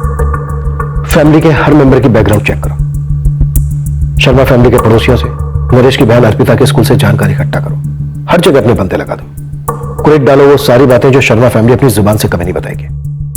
अतुल साहब, ये दूसरी बार लिस्ट दे रहा हूं आपको। पहली बार जब लिस्ट दी थी तब से लेकर अभी तक आपने कोई गिरफ्तारी नहीं की। हम एक एक से पूछताछ कर रहे हैं प्रदीप जी। यदि आपको लगता है कि रमाकांत दीक्षित की पहुंच बहुत ऊपर तक है तो ये समझने की भूल मत करिएगा कि हमारी नहीं है। राजधानी के कुछ धागे हमने अपनी भी मुट्ठी में रखे हैं। शहर बंद करने से यदि काम नहीं चलेगा तो हम धरना देंगे, धरना से भी काम नहीं चला तो हम आमरण अनशन तक के लिए तैयार हैं। उसकी नौबत नहीं आएगी प्रदीप जी। सर हमने तो जब से नरेश के बारे में सुना है तब से टोटल शॉक में है सर। संजीव, मैं तुमसे यह जानना चाहता हूं कि नरेश को किसी से धमकी मिल रही थी, उसे खतरा था किसी से? नरेश अपनी बातें शेयर करता था तुम्हारे साथ कुछ? नहीं सर, फ्रैंकली बताओ तो ऑनलाइन ही हमें नरेश का पॉलिटिकल साइड दिखाई देता था, क्योंकि उसके ज्यादातर पोस्ट पॉलिटिकली होते थे। लेकिन संजीव, ये मर्डर साइबर स्पेस में नहीं, दिन दहाड़े हुआ है, मॉर्निंग वॉक के रास्ते पर, रियल लाइफ में, ऑफलाइन। नरेश अपनी प्राइवेट लाइफ काफी प्राइवेट रखता था। इनफैक्ट हमें तो अभी जाकर पता चला कि वो ये पॉलिटिकल रैलीज वगैरह में पर्सनली जाता था। लेकिन एक बात नोटिस की थी मैंने सर, पिछले कुछ 2-3 महीनों से वो थोड़ा डिस्टर्ब सा रहता था। किस बात को लेकर? ए लक्ष्मी, इतने सालों से तू नरेश के यहाँ साफ सफाई कर रही है और तुझे उनके घर के अंदर की गंध नहीं मालूम? मैं हमेशा अपने काम से काम रखती हूँ। बाप देवेंद्र और बेटे नरेश के बीच कोई अनबन? नहीं। माँ बेटे के बीच कुछ? ना। भाई बहन के बीच? ना। हाँ, लेकिन बहन अर्पिता और उसके पति के बीच अनबन थी। तो ये नरेश की बहन अर्पिता शादीशुदा है? थी, अभी अलग हो गई है। अभी ये नाम वाम मत पूछना मुझसे, ये मुझे नहीं मालूम, मैंने तो उसे कभी देखा तक नहीं। सर मैंने बोला ना, नरेश बड़ा ही प्राइवेट किस्म का आदमी था। ऑफिस में कोई लड़की वड़की का चक्कर? नहीं सर, अगर ऐसा कुछ होता तो ऑफिस में किसी न किसी को तो पता चल ही जाता। नरेश को तुमने कभी पूछा नहीं कि किस बात को लेकर वो परेशान है? पूछा था सर।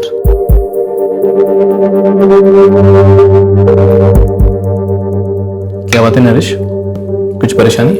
हाँ? नहीं तो कुछ दिनों से चुप है। यार आदमी थोड़ा कम बात करे तो कोई प्रॉब्लम होनी जरूरी है क्या? कुछ भी यार संजीव। सर नरेश तब कुछ ऐसे पेश आया जैसे कि कुछ हुआ ही नहीं है, लेकिन कुछ बात जरूर थी जो वो बताना नहीं चाहता था। टेंशन? कैसे टेंशन? श्याम, तेरे से कुछ बोला था नरेश ने? नहीं प्रदीप जी, मुझसे कुछ नहीं। आप लोगों को कुछ ऐसा पता चला है जो अभी तक मैं नहीं जानता? मतलब रमाकांत के गुंडों ने कोई जानवर लेने की धमकी दी थी क्या? जी नहीं, हमने नरेश का ऑनलाइन रिकॉर्ड चेक किया था। वो काफी पॉलिटिकल पोस्ट शेयर करता था, लेकिन कमेंट्स में हमने ऐसी कोई टेंशन वाली बात नहीं पढ़ी। लेकिन हमारे सुनने में आया है कि नरेश किसी बात को लेकर तो परेशान था, तो इसीलिए हम आप लोगों से पूछ रहे हैं कि क्या नरेश ने कभी आपसे ऐसी कोई बात कही थी? अगर उसने बताया होता तो उसकी परेशानी जरूर दूर करता। मसला कैसा भी होता वहीं का वहीं हैंडल होता। नरेश का किसी लड़की से चक्कर होता तो वो सबसे पहले हमें बताता। नरेश हर रोज मॉर्निंग वॉक पर जाता था, सेम टाइम? जी हाँ, उसी टाइम पे सालों से वो कभी नहीं छोड़ता। ठंड हो या बारिश, नरेश वॉक पे जाता ही जाता था। नरेश भैया की गर्लफ्रेंड? नहीं सर, अगर ऐसा कुछ होता तो वो सबसे पहले घर पे बताते। तो फिर नरेश किस बात को लेकर डिस्टर्ब रहा होगा? वही तो मैं भी सोच रही हूँ सर। अर्पिता, क्या नरेश को तुम्हारा और तुम्हारे पति धीरज का डिवोर्स खटक रहा था? मेरा डाइवोर्स भैया को खटक रहा था, पर क्यों? ये जगतपुर थाने में एक पुलिस कंप्लेंट है 2014 की। खैर अब तो फाइल क्लोज्ड है, पर उन दिनों तुमने अपने पति धीरज नागपाल के खिलाफ शिकायत दर्ज करवाई थी और उसके बाद तुमने अपने पति धीरज से डिवोर्स फाइल किया। हाँ सर, मुझे मालूम है मैंने डाइवोर्स कब फाइल किया और क्यों, लेकिन ये 2 साल पुरानी बात है ना, और 2 साल पुरानी बात को लेके भैया अभी क्यों परेशान होते? आपको क्या लगता है, क्या धीरज ने 2 साल पहले की बात के लिए नरेश पर हमला करवाया होगा? पुलिस कह रही है नरेश एक अरसे से डिस्टर्ब था। कहीं नरेश से दोबारा उस धीरज से झगड़ा तो नहीं कर लिया था? 2 साल मेंटली टॉर्चर किया मेरी बहन को, उस पर हाथ उठाया तूने। तेरी हिम्मत कैसे हुई धीरज? आवाज नहीं की नरेश, ये घर है मेरा, तेरी पार्टी की रैली नहीं है। तो तेरी बहन को ना हर बात बहुत बढ़ा चढ़ा के बोलने की आदत है। एक काम कर, अपने साथ साथ पॉलिटिक्स में ज्वाइन करवा ले उसे। अगर अर्पिता अपने पति और ससुराल वालों के साथ नहीं बना पाती तो इसका यह मतलब नहीं कि आप बेमतलब उन पर कीचड़ उछालो। देखिए देवेंद्र जी, शादी को सिर्फ 2 साल हुए हैं और 2 साल का अरसा क्या होता है? अरे उतार चढ़ाव तो भी शुरू हुए हैं। और देखिए आपकी बेटी अर्पिता को भी जरा समझदारी से काम लेना चाहिए। सुबोध जी, नरेश और मैंने एक एक पाई जुटाकर आपकी सारी डिमांड पूरी की थी शादी में। जो हमसे बन पाया वो हमने अर्पिता और आपको दिया। अब कार खरीदने के लिए आप लोग पैसों की मांग कर रहे हैं, ये कहां की समझदारी हुई? 2 साल तुम लोगों ने छला है मेरी बहन को। अगर अर्पिता ने मुझे तभी बता दिया होता ना तो सब कुछ तभी के तभी सेटल कर देता मैं। अच्छा, कैसे करता सेटल? रोकड़ा रखता हमारे सामने? नहीं, बीच बाजार में तुम सबकी नाक रगड़ करना 2 चमाट लगाता मैं। दहेज ये लफ्ज तेरे मुंह पर भी नहीं आता कभी। जिस आसमान में तो उड़ रहा है ना पॉलिटिक्स के, वो हमारे सामने मत दिखा। तू 2 लगाता ना, बदले में 4 देता मैं भी तुझे। अरे चुप कर नामर्द साले, कायर डरपोक। मुझसे डायरेक्ट आंख मिलाकर भीख मांगने की हिम्मत नहीं हुई तेरी तो मेरी बहन पर हाथ उठाया। बस भी करो, अब मेरी बात ध्यान से सुनो। या तो हम समझौता कर सकते हैं, सेटल कर सकते हैं, या आपकी बेटी पूरी जिंदगी बड़ी तकलीफ में रहने वाली है। तकलीफ में तो वो यहां 2 साल से थी सुबोध जी, आपके घर में। आप घर के पड़े हैं, आपके सामने मेरी बेटी आपके बेटे के हाथों पिटती रही और आपने उसे रोका नहीं। अर्पिता इस हद तक परेशान हो गई है ना कि वह आपके घर में एक कदम भी नहीं रखना चाहती। बस अब हमें कोई समझौता नहीं करना है। देखिए ससुर जी, मैं कोई पहला आदमी नहीं हूं बिरादरी में जिसका गुस्से में हाथ उठ गया हो, लेकिन अब आपकी बेटी अहंकार दिखा रही है मुझे। मेरी बहन खुद की इज्जत करने लगी तो तुझे अहंकार लगता है। अब तुम मेरा अहंकार देख, क्या हश्र करता हूं मैं तुम सबका। पुलिस ने मुझसे भी यही बात पूछी थी पापा। पर क्यों अर्पिता? मेरी तो कुछ समझ में ही नहीं आ रहा।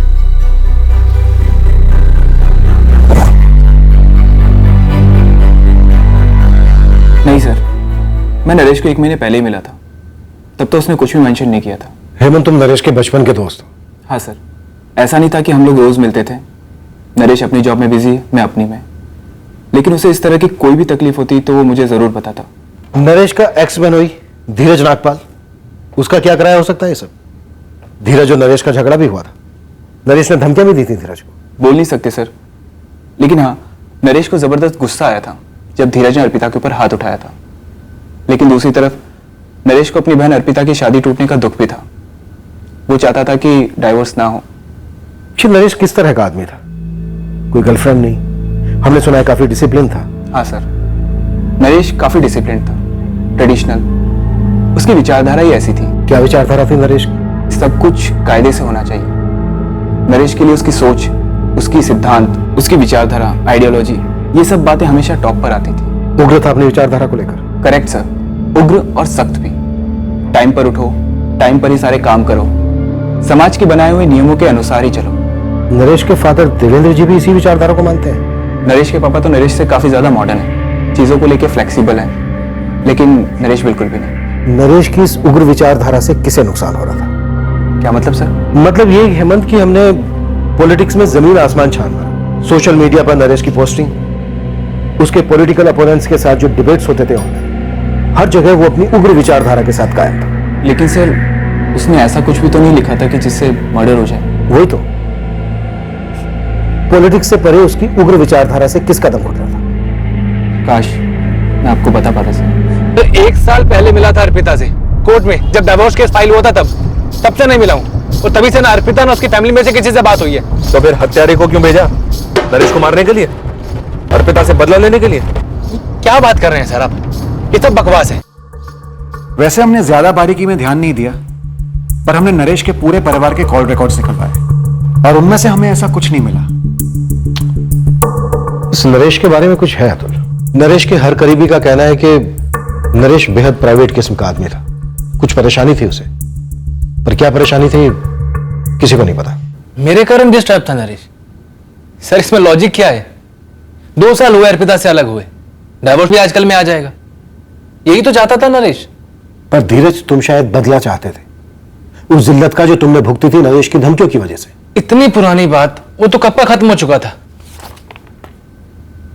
अर्पिता ने तुम्हारे खिलाफ घरेलू हिंसा का केस वापस ले लिया, क्यों? सर मैंने ही अर्पिता से रिक्वेस्ट की थी कि ये केस वापस ले ले, क्योंकि ये केस जितना नुकसान मुझे पहुंचा सकता था उतना ही अर्पिता को भी। मुझे बेरहमी से पीटते वक्त डर नहीं लगा धीरज, दहेज मांगते वक्त तब भी डर नहीं लगा। अब तुम्हें डर लग रहा है जेल जाने से। शायद ना जाऊं जेल, बेल हो और फिर हम सालों साल कोर्ट के चक्कर लगाते रहेंगे। अर्पिता, मेरी जॉब में प्रॉब्लम होगी और तुम्हें भी बार बार कोर्ट जाने में खुशी नहीं मिलेगी। तुम्हारे घर में भी मुझे कोई खास खुशी महसूस नहीं होती थी जब तुम सब मिलकर मेरा खून पीते थे। मैं सबकी तरफ से और खासकर मेरी तरफ से हाथ जोड़ के तुमसे माफी मांगता हूँ। प्लीज ये केस वापस ले लो। डिवोर्स के जो भी टर्म्स होंगे मैं बिना पढ़े कबूल कर लूंगा। प्लीज तुम ये केस वापस ले लो। कोर्ट जाने में किसी का फायदा नहीं है। अर्पिता तो केस वापस लेने के पक्ष में बिल्कुल नहीं थी, तो नरेश ने अर्पिता को समझाया, तब जाके अर्पिता ने केस विड्रॉ किया। और तो और सर, डिवोर्स पेपर साइन होने से पहले तकरीबन 1 साल तक नरेश ने हम दोनों के बीच पैचअप करवाने की भी कोशिश की थी। जलील करने और उन मारने की धमकियां देने के बाद सर वो सब बातें गर्मा गर्मी में की गई थी जो बाद में भुला दी गई थी। इनफैक्ट डिवोर्स पेपर साइन करने के बाद मैंने खुद नरेश को कॉल किया था। जो ये सब कुछ हुआ उसके लिए माफी मांगी और उसकी कोशिशों के लिए मैंने उसे थैंक यू भी कहा था। ये सब हो जाने के बाद मैं क्या मारूंगा उसे सर, और क्यों मारूंगा? भाई बहन के बीच कोई प्रॉपर्टी का मसला, नरेश की उग्र विचारधारा, या फिर सर फादर देवेंद्र का कोई मसला हो? या शायद ये वाकई में पॉलिटिकल की नहीं है। रमाकांत दीक्षित की थ्योरी कि प्रदीप सिंह ने खुद अपनी पार्टी के कार्यकर्ता नरेश को मरवा दिया ताकि प्रोग्रेसिव फ्रंट और रमाकांत दीक्षित पर ब्लेम आ जाए। ये दोनों पार्टियां इनकी दुश्मनी बरसों की है। इनकी विचारधाराएं आपस में भिड़ती आई है और इनके कार्यकर्ता भी। खून पहले भी बह चुका है। अर्पिता जी, आपके फादर देवेंद्र जी की कोई प्रॉपर्टी, कोई पुश्तैनी जायदाद जिसे लेकर आपके और आपके भाई नरेश के बीच कोई अनबन थी? पर्सनल फ्रंट पर प्रॉपर्टी का एंगल टटोला गया। अर्पिता से पूछताछ की। अच्छा देवेंद्र जी, आपने अपनी प्रॉपर्टी अपने दोनों और साथ ही पिता देवेंद्र और मां सुजाता की भी क्वेश्चनिंग हुई, इस उम्मीद से कि कम से कम कोई एक ऐसी लीड देगा जो पर्सनल एंगल थ्योरी का सुराग बनेगा। लेकिन ऐसा नहीं हुआ। हम हर मुमकिन एंगल टटोल रहे हैं, पर वह यह भी हो सकता है कि ये बंदा नरेश मॉर्निंग वॉक पर निकला, कोई चोरी या मोलेस्टेशन या ऐसा ही कुछ हो रहा था। इसने ऑब्जेक्शन किया, उसे रोकने की कोशिश की और गर्मा गर्मी में मर्डर हो गया। हो सकता है सर, हाल ही में एक रिक्शे वाले को सिर्फ इसलिए मार दिया गया क्योंकि उसने किसी को पब्लिक में टॉयलेट करने से रोका था। वो भी हो सकता है। और जहां तक हमें पता चला है, नरेश अग्रेसिव टाइप का था। और हमें क्राइम सीन पे से जो पत्थर मिला है उसका क्या, जिससे नरेश को बार बार मारा गया? शायद वो पत्थर अटैकर ने यही रास्ते से उठाया, लेकिन नरेश को तो डंडे से भी पीटा गया था। डेफिनेटली 1 से ज्यादा लोग रहे होंगे।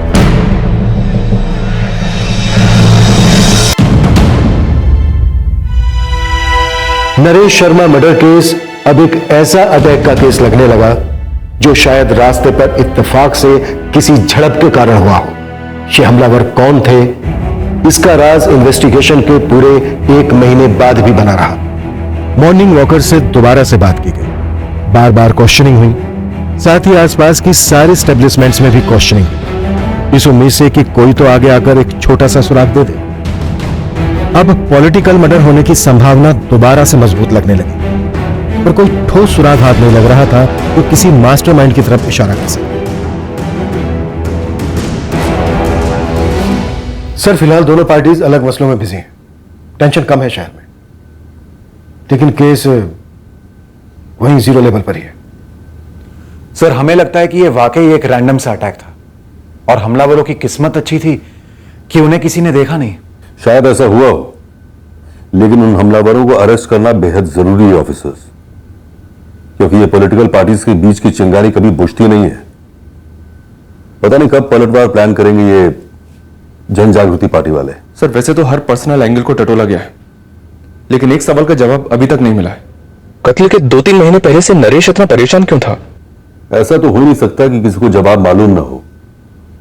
कोई जानबूझकर बोल नहीं रहा है, और यही शायद तुम लोगों की नीड है। बेहद प्राइवेट किस्म का था ये आदमी नरेश शर्मा। इसकी लाइफ में बस 3 ही लोग थे, मां, बाप और छोटी बहन अर्पिता। क्या उन तीनों के रास्ते का कांटा बन गया था नरेश? क्या वो तीनों नरेश को अपने रास्ते से हटाना चाहते थे क्योंकि वो तीनों चुप है? राइट?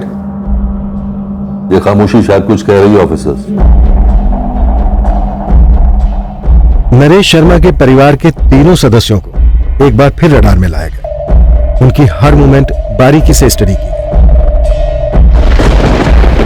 इन तीनों का अलग अलग लोगों के साथ मिलने जुलने में से ही इस केस का पहला ब्रेक थ्रू सामने आया।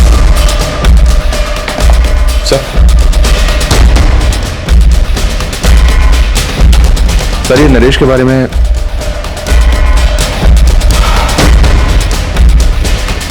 ओमकार ये कैसे छूट गया हमसे? जी मैं घर पर ही हूँ। अर्पिता जी, हम चाहते हैं कि आप अभी इसी वक्त हमारे थाने आ जाएं। क्या है ये? पढ़ लीजिए।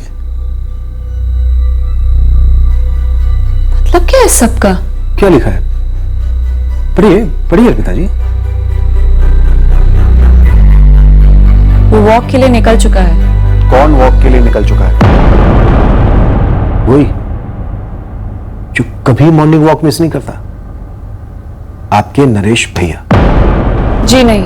7 जुलाई को 6:35 पर यह मैसेज आपने चैट ऐप से विक्रम प्रसाद को भेजा, और हम जानते हैं ये विक्रम प्रसाद आपके स्कूल में एडमिन ऑफिसर है। हम और भी बहुत कुछ जानते हैं अर्पिता जी।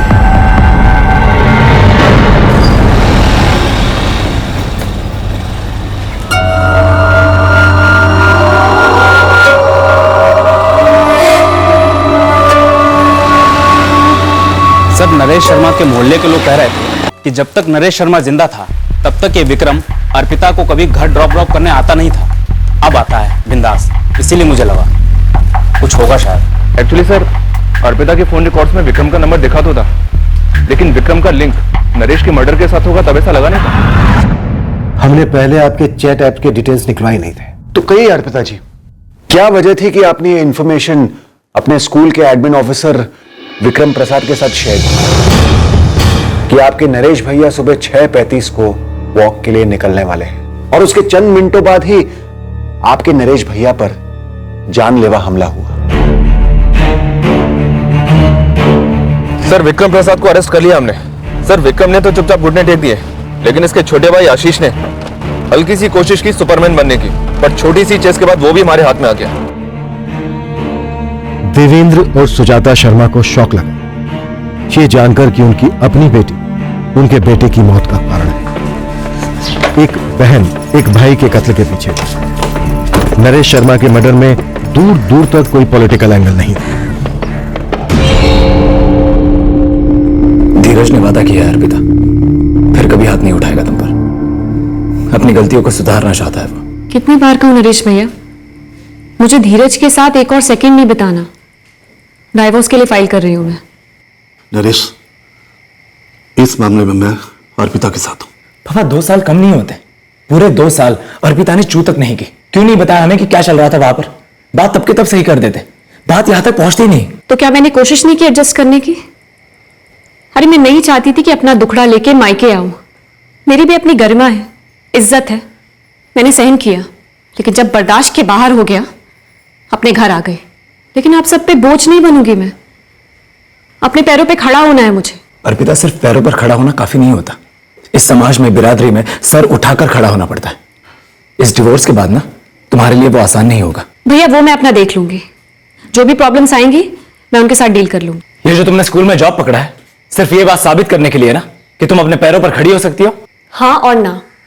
हाँ इसलिए क्योंकि मैं अपने पैरों पर खड़े होना चाहती हूँ, इस घर में कुछ कंट्रीब्यूट करना चाहती हूँ, और ना इसलिए भैया क्योंकि मुझे आपको कुछ साबित वाबित नहीं करना है। मेरे लिए बस मेरी फ्रीडम, मेरी सेल्फ रिस्पेक्ट काफी है। रिस्पेक्ट सबकी बनी रहेगी अर्पिता, अगर तुम धीरज के साथ सुलह कर लोगी। मैंने धीरज को डाइवोर्स पेपर्स भेज दिए हैं भैया। पेपर्स है, फाड़े जा सकते हैं, लेकिन रिश्ते इतनी आसानी से तोड़े नहीं जाते अर्पिता, और खासकर तब जब धीरज सुधर गया है, माफी मांग रहा है तुमसे। अर्पिता समाज में शादी की ना अहमियत को समझो, अपने औरत होने के रोल को समझो, और तुम अपना घर बनाना चाहती हो या तोड़ना? भैया आप अपना लेक्चर ही ज्ञान जाके अपनी पॉलिटिकल पार्टी की उन क्रांतिकारी औरतों को दीजिए, मुझे नहीं। उन्हें समझाइए औरतों का रोल वगैरह, लेकिन मेरे निजी मामलों से कोसों दूर रहिए। कोई विक्रम प्रसाद है, स्कूल में क्लरिकल पोजीशन पर जॉब करता है वो। कई बार अर्पिता और उसे मैंने साथ में देखा है। तो क्या हुआ बेटा? अर्पिता कुछ गलत नहीं कर रही है, उसकी निजी जिंदगी है। उसकी निजी जिंदगी है और हमारी कोई जिंदगी नहीं है। संस्कार वंस्कार कुछ नहीं है, इज्जत आबरू कोई मायने नहीं रखते। मां जिस तरह से होटल में बैठकर वो दोनों बात कर रहे थे ना, वीडियो बनानी चाहिए थी मुझे आप दोनों को दिखाने के लिए।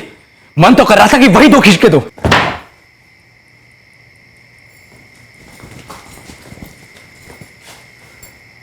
हाँ मेरा और विक्रम का रिलेशन है। बेटा वो जूनियर क्लर्क है। मैं स्कूल टीचर हूं, मेरी अपनी डिग्निटी है। विक्रम की भी अपनी जॉब है, इसलिए उसकी भी अपनी इज्जत है। प्यार करता है वो मुझसे। धीरज अभी तुम्हारा वेट कर रहा है अर्पिता, भैया इतना प्यार आता है धीरज पे तो आप खुद क्यों नहीं कर लेते उससे शादी? अर्पिता! भैया ये गर्मी आप सोशल मीडिया पर दिखाइए, मेरे सामने नहीं। जाकर डालिए कोई संस्कारी पोस्ट औरतों की पवित्रता पर, 2-4 लाइक्स भी मिल जाएंगे। वहां जाके लिखिए वुमेन एम्पावरमेंट, वुमेन सेफ्टी की बड़ी बड़ी बातें, क्योंकि रियल में तो आपका नेचर टोटल ऑपोजिट है। मैं जो भी हूं, लेकिन एक बात साफ साफ सुन लो, तुम आज के बाद तुम विक्रम से कभी नहीं मिलोगी। देखो बेटा, अगर तुम धीरज के... सॉरी पापा, सॉरी मां, मुझे समझाने से पहले आप अपने बेटे को समझाइए। समझाइए कि ना इंटरफेयर किया करे मेरी लाइफ में, प्लीज। मैं तंग आ गई हूं रोज रोज की रोक टोक से। प्लीज मुझे मेरी जिंदगी जीने दीजिए, प्लीज। नरेश भैया की शक्ल देखना भी बर्दाश्त नहीं हो रहा था मुझसे। जब मेरी शादी धीरज के साथ फिक्स हो रही थी तब पापा चाहते थे कि मेरी मर्जी सबसे ऊपर हो। पापा चाहते थे कि मैं और धीरज मिले, अगर मुझे पसंद आए तो ही बात आगे बढ़े, लेकिन भैया से ये बर्दाश्त नहीं हो। बहुत हंगामा किया उन्होंने, कहा कि अर्पिता को मिलने की क्या जरूरत है, सब ठीक तो है, बस जल्दी से फिक्स कर दो। लेकिन जब मेरे और विक्रम के रिश्ते को तोड़ने पर तुल गए, कुछ टूट सा गया मेरे अंदर। बस बर्दाश्त नहीं कर पा रही थी मैं। तो इस मर्डर का प्लान 7 जुलाई से काफी पहले बना था? जी।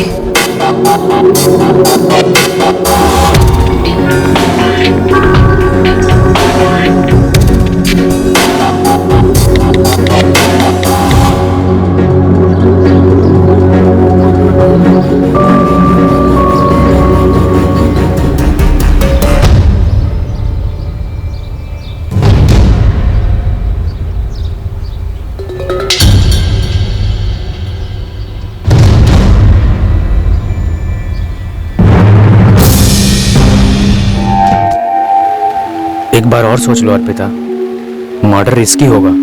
विक्रम, यही एक तरीका है भैया की दखल अंदाजी और उनकी दादागिरी से छुटकारा पाने का।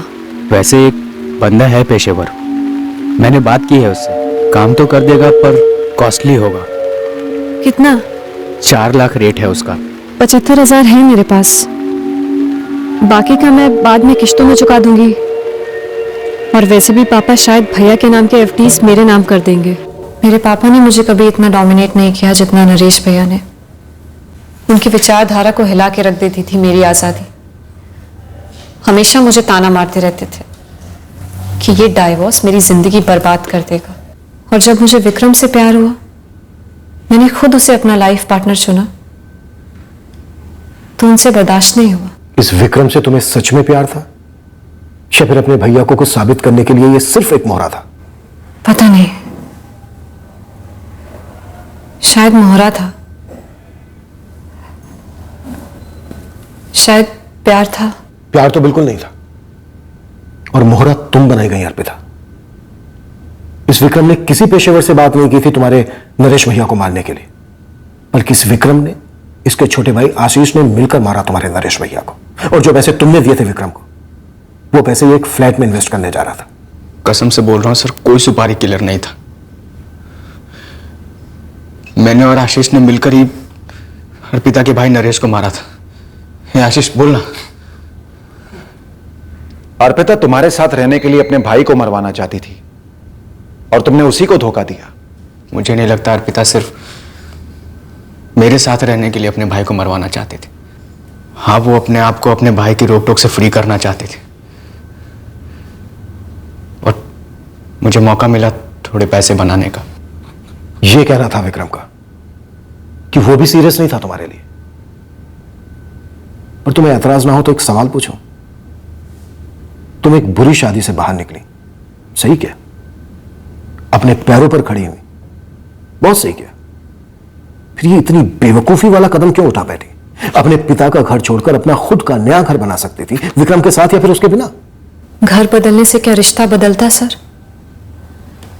क्या गारंटी थी इसकी कि वो मेरे नए घर आके कोई रोक टोक नहीं करते?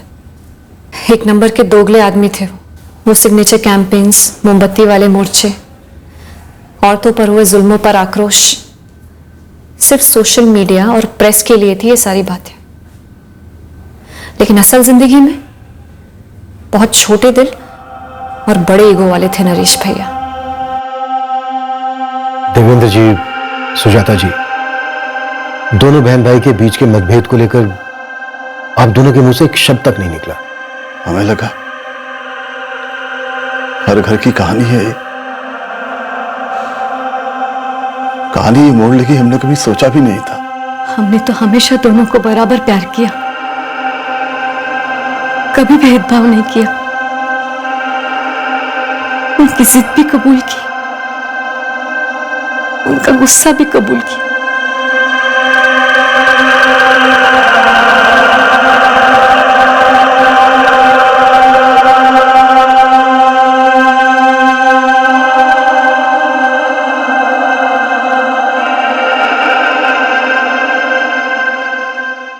किसी को डोमिनेट करना, अपनी सोच और विचारधारा उस पर थोपना, एक समय के बाद डोमिनेट करने वाले पर ही भारी पड़ जाता है।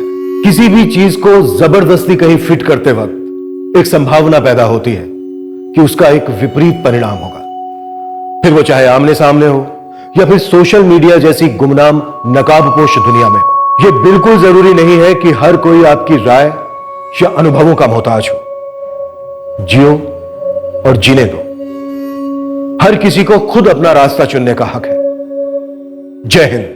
इस तरह के और भी एपिसोड देखने के लिए हमारे चैनल को सब्सक्राइब करें और बेल आइकन दबाना ना भूलें।